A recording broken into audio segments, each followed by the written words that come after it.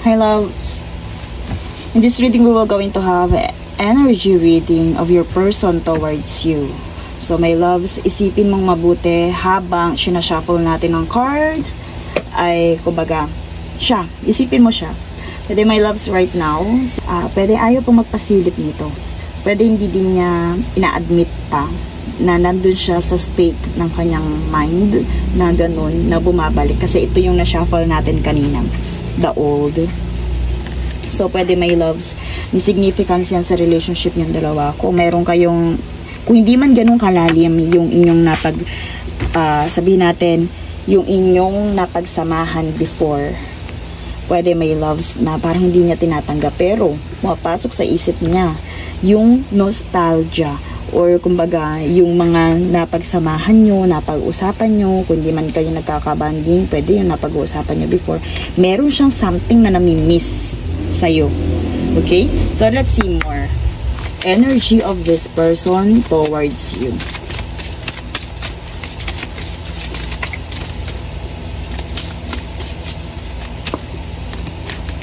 Oh, meron ditong adventure. So, my loves, nagka-bonding ba kayo?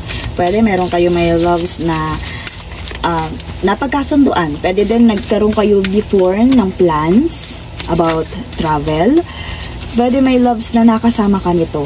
One of their unforgettable moments, my loves. At right now, ay yun ay pwedeng core memory niya, pwedeng naaalala ka niya. So, dito, my loves, with the land, meron ditong fertility or masasabing nagbabalik ulit na sumisibol na nararamdaman. Pwedeng nandun, my loves, yung pagsibol ng nararamdaman, panibago. I also hear the rebirth. So, nandyan yung growth, my loves. So, dito, pwede my loves na things are coming into life. Pwede kung wala kayo before na connection, pwede my loves possible na magkaroon. Kasi meron naman there is, sabi natin, blossoming. Some feelings is blossoming, my loves. So, dito, kumbaga, ano ba yung mga dati na napag-usapan niya? Ano ba yung mga laman ng kwentuhan niyo before?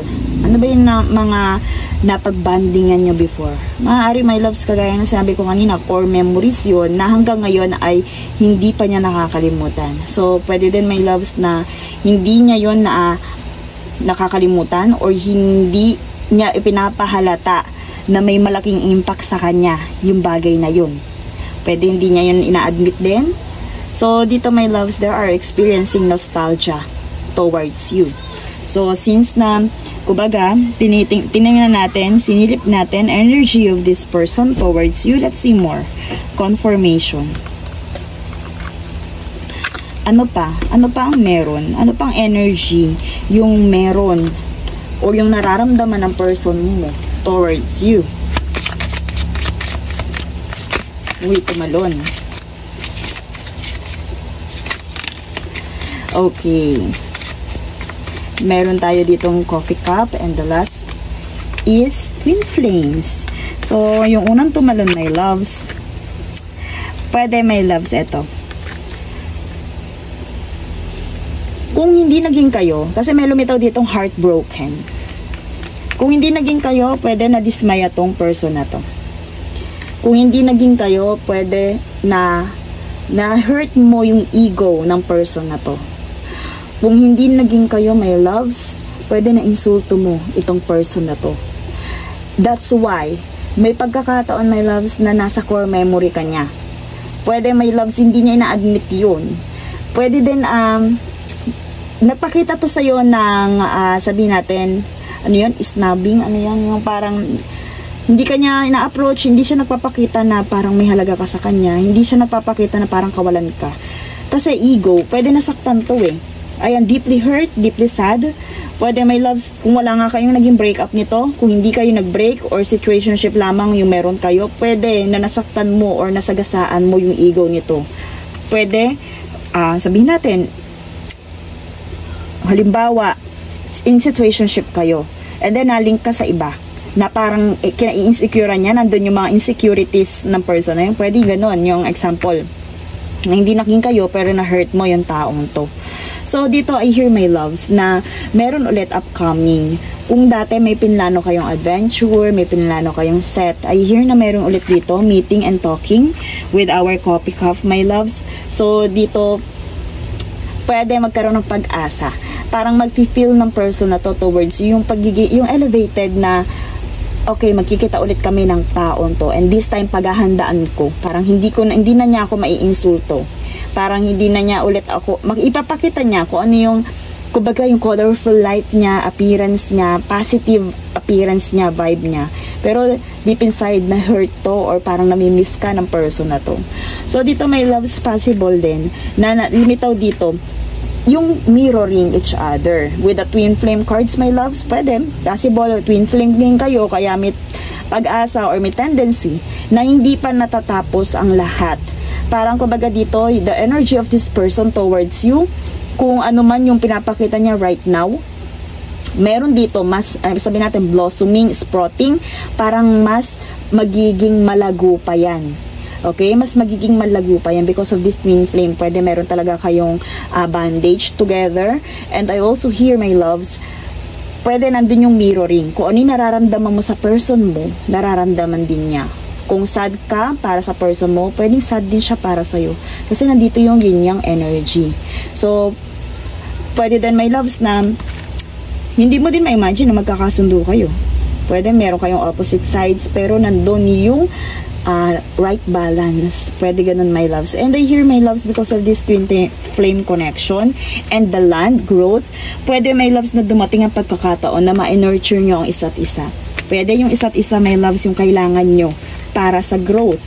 So, kung ano man yung energy niya towards you, let's see confirmation. Message from this person. Ano ba yung mga bagay na gusto niya sabihin sa'yo?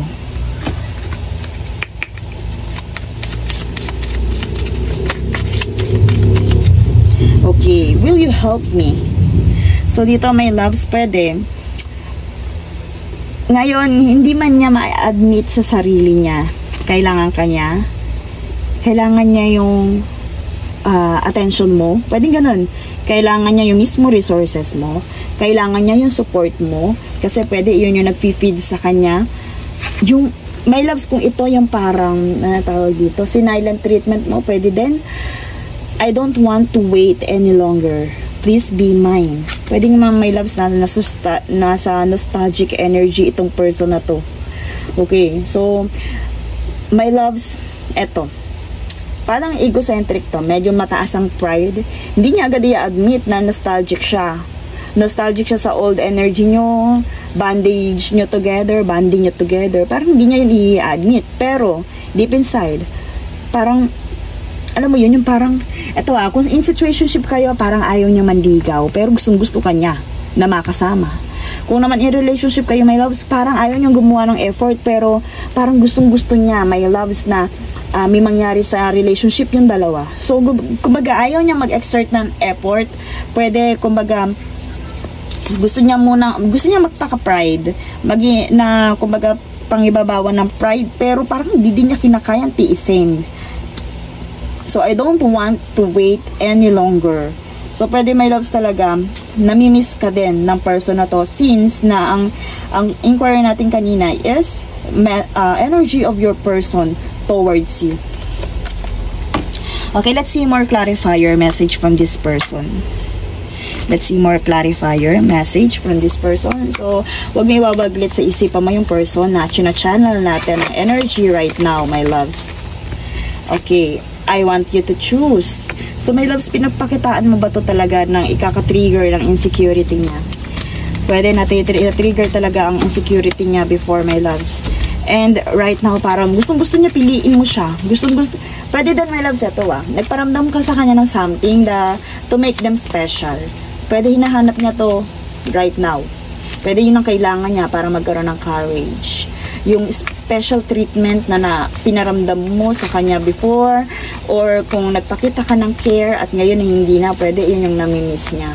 Pwede din, my loves, nakikita niya na parang iba na yung pinagpo-focusan mo, pinaglalaanan mo ng energy and attention. Pwede, nandun yung I want you to choose. Parang kumbaga, parang gusto niya, napapansin mo siya. Parang gusto niya, nasa kanya ang attention mo. Yes, I'm a very jealous person. Nahalata mo ba to sa kanya? Sabi ko nga kanina, may pwedeng egocentric to, nasagasaan mo ang kanyang ego, nasaktan mo to, but deep inside, my loves, wounded to, my loves, because of their jealousy. Pwede nga, my loves, na i-compare mo din to sa iba. So, kagaya ng binanggit ko, pwede may parang meron ka pinaglaanan na ibang tao, meron kang inadmire na ibang tao, at hindi na siya. Pwedeng ganun, my loves, eh. Kasi ito, I want you to choose, and I am very jealous person, is magkaduktong yan, my loves. Magkaduktong siya. So, kumbaga, nasaktan mo yung person na to, yung ego ng person na to, nang hindi mo na nalalaman. Pwede sinadya mo din, pero yun nga, hindi niya yung pinapahalata. Pwede hindi niya yung pinapahalata. Pero they are jealous. Diba? Kaya parang na-feel niya yung pagiging broken-hearted. My life started when I met you. My loves, na-trigger mo yung person na to. Kagaya ng sinabi ko dito sa unang pile ng card natin, na pwede may loves na sa'yo din siya nagkaroon ng kulay. Kung parang ipinapakita niya, hindi kanya pinapansin kasi mataas ang pride niya. Pwede may loves, hindi din niya matanggap na namimiss ka niya o namimiss niya yung dati yung bonding. Pwede hindi niya matanggap na bakit namimiss ko yung tao na to, yung ginagawa niya sa akin, yung attention niya sa akin, ba't namimiss ko. So may love dito, pwede deep inside, dun siya parang na-challenge siya sa'yo. Okay? Na-challenge to sa'yo. So, let's see. Energy of this connection. So, since nandito na may loves yung energy ng person mo towards you, let's see energy of this connection.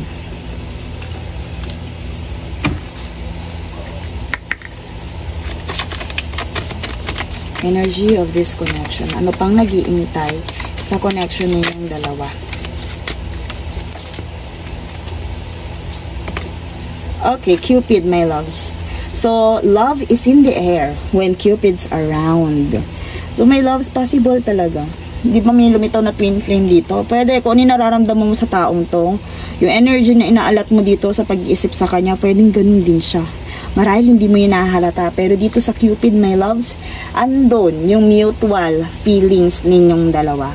Okay po, and that's all for this reading. Thank you so much and see you in my next one.